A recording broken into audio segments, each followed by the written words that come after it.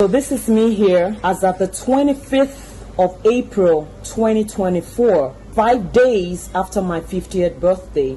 Blind, lame, unable to do anything, all organs not functional. This is me before I joined NSPPD. And now this is me as of the 7th day in the beautiful month of November, year 2024. The glorious God has given me a new name. Glory be to God. Hallelujah. We present to you the woman in that testimony. Good to see you. Great to see you on the church, sir. What God cannot do, Does not exist. what God cannot turn around. Does not exist. You know the truth is, we wanted to see you. We just wanted to see you because, we're wondering. There's just a lot of questions. Yes, sir. Do you understand? How did a human being get to this point? How did you become and so many questions are, within such a short time. How did she recover in such a short while? How did she move from this person and all? In fact, some people are saying, you are not the one. The videos were joined together. That they brought somebody from somewhere and joined somebody from somewhere. So tell us. We want... Hey, Roy. Hey! So, Oh my tell God. us, how did this begin? In 2016, I noticed I had great pains in my knees, but I'm someone who used to wear a lot of high heels, so I attributed it to that, and I stopped the high heels, but nothing changed. So I started feeling very sick, loss of appetite. I was 90 kg in 2016. But as the sickness progressed, I came to that lady sitting on the step you just saw. I visited all sorts of hospitals. I used to work with the Lagos State Ministry of Education.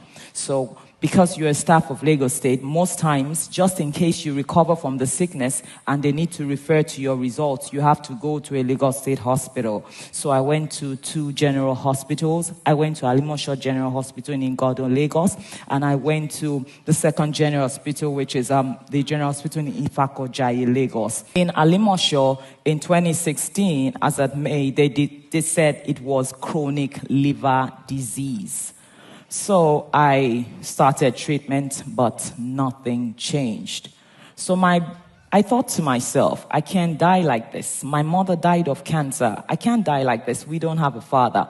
I'm the eldest daughter, so I need to stay for my family, for my children, and all the rest of it. Then my husband was still alive. So we went further, my siblings, myself, and my mom's elder sister, I call her my mom. So we went further, sir, to do more tests. So I went to Booth Hospital in Surulere, Lagos, James Robinson Road.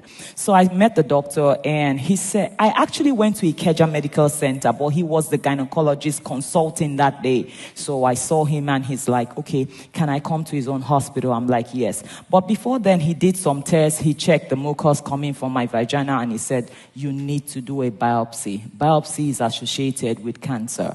So he said to me, so my husband and I then booked an appointment to go see him in his own hospital in Surulere. So when we got there, he asked me how many kids I have. I said I had 3 kids. He said, do you want more? I said no. He said, madam, this is really bad. Let's take all these things out and then we go and do a biopsy after. And I agreed because I just wanted to be well. But unfortunately, when they did the biopsy after the surgery, tubes gone, womb gone, fallopian tubes gone, everything that you could be a woman with, your reproductive everything, they took out. But they took all 4 tests and there was no cancer. So I had diagnosis of chronic liver disease, cancer, so I'm like, what do I do? So we kept searching, but after a while I was tired. I was doing all sorts of MIRs. I did at Mikio, and I did at clinics, all in Oshodi, in Lagos. The treatment, the results would come out kind of clean. They got to a stage, they said I should do something for the heart. I did it, it was fine. So sorry to cut you short. So you went to General Hospital in Ifako. Ijaye, you went yes. in General Hospital in Alimosho. That's Igondo. You went to Boots Yes, Hospital. that's where the surgery was done in surgery was, but you went to 2017. Ikeja Hospital. Yes, as well. And then you did all kinds of tests in Yes. was it Clinics. clinics Yes. and Mikio And as Mikio. well Yes, sir. in Oshodi. Yes. And all of that. Nothing. That is, Nothing. you have moved from one doctor to another doctor, Yes. from one testing house to another Yes, sir. testing house, and yet nothing changed. Nothing changed. In fact, it got worse after the surgery. After the surgery, there was speed to the rate at which I was really brought down. So I said to myself, what do I do? So I was tired. So I stopped treatment as at that time. But I have a brother in Canada, Balo. He called me one day and said to me, I won't give up on you. I'm going to tell them to take you to another hospital. I said, brother, I'm not going anywhere. So he insisted and took me to Vintage. He asked them in Nigeria to take me to Vintage Medical Center, Victoria Island.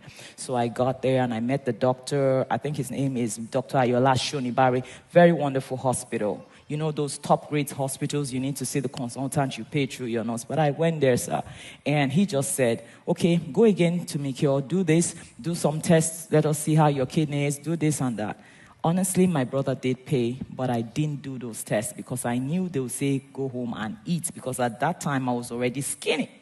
So I was tired. So I decided to just stay at home and wait for what was coming, because there was nothing working.